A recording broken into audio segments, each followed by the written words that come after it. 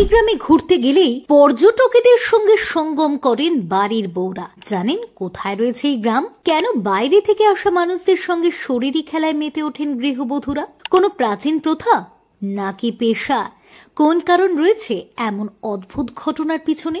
সম্প্রতি সোশ্যাল মিডিয়ার মাধ্যমে জানা গিয়েছে এক উপজাতির মানুষদের মধ্যে এমন একটি প্রথা রয়েছে যেখানে কিনা ঘুরতে আসা মানুষদের সঙ্গে শরীরী খেলায় লিপ্ত হন বাড়ির বউরা।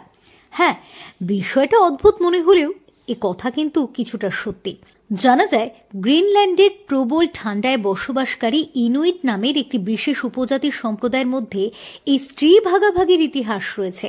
তবে এই প্রথাটি অত্যন্ত জটিল বিষয়, তাই এটি প্রায়শই ভুলভাবে উপস্থাপিত হয়। বলা ভালো এটি একটি ঐতিহ্যবাহী প্রথা যা একসময় ওই অঞ্চলের সংস্কৃতি ও জীবনযাত্রার সঙ্গে গভীরভাবে জড়িত ছিল। ঐতিহ্যগতভাবে ইনুইটরা অত্যন্ত কঠিন পরিবেশে বসবাস করত, ফলে প্রবল ঠান্ডায় ন্যূনতম খাদ্য এবং জীবনযাপনের প্রয়োজনীয় জিনিস ব্যবহার করেই জীবন কাটত তাদের।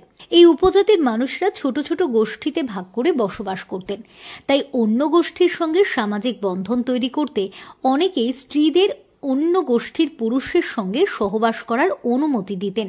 এমনকি কখনো কখনো বাইরে থেকে কোনো পর্যটক সেই গ্রামে এলে তার সঙ্গেও সহবাসের অনুমতি পেতেন গৃহবধূরা।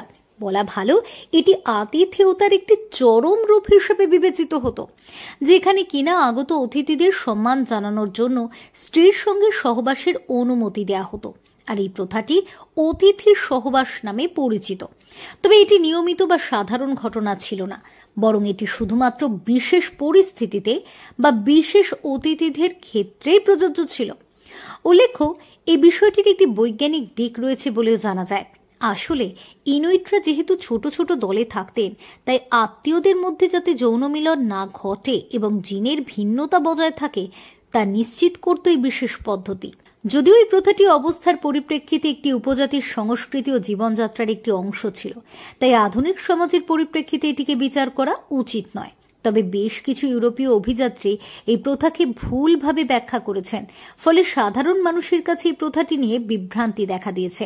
এদিকে আধুনিক সমাজে এই প্রথাটি প্রায় বিলুপ্ত হয়ে গিয়েছে, কারণ বর্তমানে গ্রিনল্যান্ডের ইনুইট সম্প্রদায় অন্যান্য আধুনিক সমাজের মতোই জীবনযাপন করে।